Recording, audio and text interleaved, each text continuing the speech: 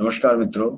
आज हम संत काव्य में प्रतीक योजना श्रृंखला के तहत संख्यावाचक प्रतीक शून्य पर चर्चा करेंगे। वैसे तो प्रतीकों के बारे में कई बार हमने चर्चा की थी कि प्रतीक अनेक प्रकार के होते हैं। इसमें संख्यावाचक भी हो सकते हैं, ब्रह्म रूपक भी हो सकते हैं, या प्राकृतिक प्रतीक भी हो सकते हैं। उनमें से आज हम संख्यावाचक प्रतीक पर चर्चा करेंगे और उसमें शुरुआत करते हैं हम शून्य से। शून्य इस संख्यावाचक शब्द का प्रयोग खाली स्थान, आकाश, महासुख, व्यापक ब्रह्म तत्व आदि अर्थ के रूप में नाथयोगी लेते हैं। यहाँ पर महासुख से मतलब है समाधि की अवस्था। आकाश का मतलब भी वही ब्रह्मरंध्र से लिया जाता है और महासुख का मतलब भी वही ब्रह्मरंध्र की स्थिति में अर्थात त्रिकुटी में जहाँ पर प्रकाश की स्थिति आ जाती है, वहां पहुंच करके महासुख की कामना एक संत करता है, एक नाथ योगी करता है। और वहीं पर ब्रह्म तत्व के दर्शन उसे होते हैं, परम तत्व के दर्शन उसे वहां होते हैं। आदि अर्थ के रूप में नाथ योगी इसे लेते हैं। शून्य सहज समाधि की और भी संकेत करता है। सहस्रार चक्र को शून्य शिखर कहा जाता है, जो कि त्रिकुटी के मध्य माना जाता है। यह परम तत्व, परम ज्ञान तथा शून्य मंडल ब्रह्मरंध्र के रूप में भी प्रयुक्त हुआ है। नाथ योगी गोरखनाथ तो शून्य को माता पिता के रूप में भी मानते हैं।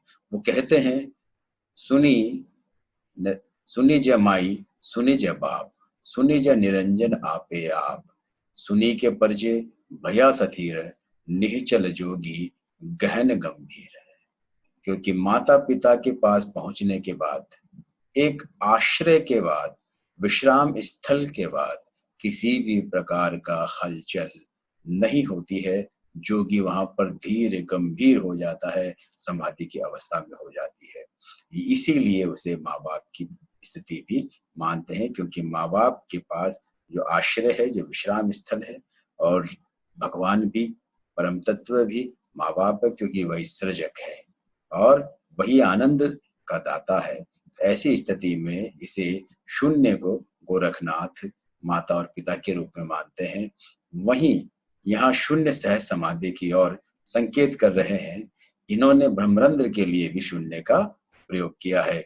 गगन मंडल में शून्य द्वार, बिजली चमके घोर अंधार, तामहि निद्रा आवे जाए, पंच तत्व में रहे समाई। यहाँ उन्होंने स्पष्ट कर दिया है कि गगन मंडल में शून्य द्वार, ब्रह्मरंध्र में शून्य द्वार है, जहां पर बिल्कुल घोर अंधकार है, लेकिन वहां पर जागृत नाथ योगी को प्रकाश पुंज दिखाई देता है। क्योंकि ये ध्यान रहे, समाधि मरण नहीं है, समाधि जागृत अवस्था है। समाधि सोने का नाम नहीं है, समाधि जागृत अवस्था का नाम है। अगर हम सो गए, वहां निद्रा हमें आ जाती है, तो इसका मतलब हम पंच तत्व के शरीर में पुनः समा जाते हैं। क्योंकि पंच तत्व का शरीर से जब मोह टूटने लगता है, तभी तो हम समाधि की अवस्था में जाते हैं, तभी तो उस प्रकार के दर्शन कर पाते हैं। यही श्री गोरखनाथ जी कहते हैं। और श्री ध्रुवनाथ जी भी अनुभवात्म प्रकाश में कहते हैं, जब हमारे सतगुरु त्रिकुटी आए, शून्य में ध्यान लगाया जी। शून्य में ध्यान त्रिकुटी पर आने की अवस्था में, अर्थात हम कुंडलिनी जागरण करें। गुरु जब हमारे कुंडलिनी जागरण को करता है और हमारे गणेश क्रिया के माध्यम से, अर्थात मूल कमल, जिसे गुदा कमल भी कहते हैं, वहां से सभी चक्रों को पार करते हुए त्रिकुटी पर आते हैं, अर्थात ब्रह्मरंध्र या सहस्रार चक्र पर वो आते हैं। तो त्रिकुटी पर आने पर शून्य में ध्यान लगना शुरू हो जाता है। वहां किसी भी प्रकार की व्यथा, किसी भी प्रकार की परेशानी, किसी भी प्रकार का लोभ शोक नहीं रहता है। ये वहां पर स्थान आने की स्थिति है, जो कि ध्रुवनाथ जी अनुभवात्म प्रकाश में कहते हैं। दूसरा वो कहते हैं, शून्य महल में रोशन तकिया, वहां एक पुरुष अमाना है। शून्य महल में रोशन तकिया, तकिया यानी आश्रय स्थल होता है, फकीरों का आश्रय स्थल, उसे तकिया कहते हैं। रोशन यानी प्रकाशवान। तो शून्य महल में, जैसा गोरखनाथ जी ने भी कहा था कि घोर अंधार में प्रकाश है, वही ये बात कह रहे हैं कि शून्य महल में रोशन तकिया है। जो संत उस शून्य महल में अपनी ज्योति को प्रज्वलित कर लेता है, जागृत कर लेता है, तो वहां पर प्रकाशवान हो जाता है, उसका जो विश्राम स्थल है वो प्रकाशित हो जाता है, प्रकाशमान हो जाता है, और वहां एक पुरुष अमाना है, वहां सिर्फ केवल पुरुष रहता है, वो अकेला पुरुष रहता है, उसके साथ वहां कोई नहीं है परमात्मा के सिवा। जीव समाया शून्य में नहीं आवे न जाए, क्योंकि जब जीव शून्य में समा जाता है उसकी निष्काम भक्ति उसके काम आ जाती है। ऐसी स्थिति में वो आने जाने का जो चक्र है, कहते हैं कि बार बार इस जन्म और मरण का पिंड छूट जाता है, फिर वह ईश्वरमयी हो जाता है, ईश्वर में समा जाता है। और कहते हैं, चढ़ गया गगन मंडल में अनहद में, शून्य में मिटी फितूर।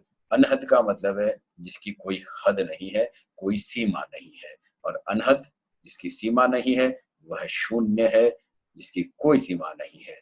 अगर हम कहें ये 2 मीटर है, 4 मीटर है, 10 मीटर है, कुछ भी बताते हैं, उसकी एक सीमा होती है, फिट की सीमा है, लेकिन शून्य की कोई सीमा नहीं है, इनफाइनाइट है। तो अनहद में, गगन मंडल में जब अनहद में पहुंच जाता है तो फिर उसमें सब प्रकार की उसकी क्रियाकलाप या कुछ भी उसका फितूर है वो सब खत्म हो जाता है, वो समाधि की अवस्था में आ जाती है। सभी गुरु जो भी पहुंचे हुए गुरु हैं, उन सब का एक ही विचार था कि शिष्य निश्चित रूप से समाधि की अवस्था में जाए, और समाधि की अवस्था में जाकर के उस अमृत का पान करे। कुछ नाथ योगी ये कहते हैं कि वहां पर चंद्र नाड़ी से अमृत लगातार रिश्ता है, और सूर्य नाड़ी लगातार उस अमृत का पान करती है, ऐसा भी कहा गया है। कबीरदास जी साधकों के लिए कहते हैं यही बात, शून्य महल में दियला बारी ले, आसन सो मत डोल रे, जागो जुगुसु रंग महल में, पिए प्यायो अनमोल रे, कहे कबीर भयो आनंद भयो, बाजत अनहद ढोल रे, शून्य महल में दिया न बाल रे, आसन सो मत डोल रे। दीपक बारिले, शून्य महल में जागृति का दीपक जला ले।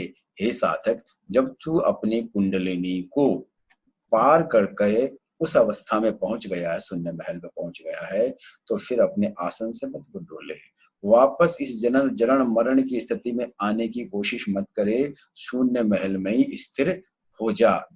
वास्तव में देखा जाए तो ये आसन का ही बड़ा महत्व है। आसन पर टिके रहना, ध्यान साधना सब बाद में हो जाती है। आदमी जब आसन पर टिक जाता है तो फिर अनवरत इस प्रकार की शक्ति मन भी स्थिर करने लगती है, और धीरे धीरे आदमी सब चीज समाधि की अवस्था में जाने लगता है। तो शून्य महल में दिया ना बारी ले, जागो जुगुत सो रंग महल में, पिए पाओ अनमोल, कहे कबीर आनंद भयो, बाजत अनहद ढोल। और उस जगह पर जहाँ पिया, हमें अनमोल पिया मिलेंगे, वहां पर अनहद ढोल बज रहा है, सुनाई पड़ता है। ऐसे कहते हैं नाथ योगी संत कि वहां पहुंचने पर बहुत तरीके की धुनें हमें सुनाई पड़ती है, अनहद ढोल जिसकी कोई सीमा नहीं है, इसमें शून्य महल में हमें सुनाई पड़ता है। शून्य महल में दिया ना बारी ले, तेरा जो शून्य है वह भवन, भीतर तेरा जो शून्य भवन है वो हट जाना चाहिए, उसमें ज्ञान का प्रकाश का दिया जला ले। वह तेरे भीतर जो शांत शून्यता है, उस शांत शून्यता में तू जागरूक हो जा। शून्य महल में दिया ना बारी ले, आसन सो मत डोल रे। क्योंकि ऐसा कहा जाता है, जापान में जैन फकीरों ने एक पद्धति विकसित की, वहां पे भी फकीर है क्योंकि संत फकीर सब जगह होते हैं।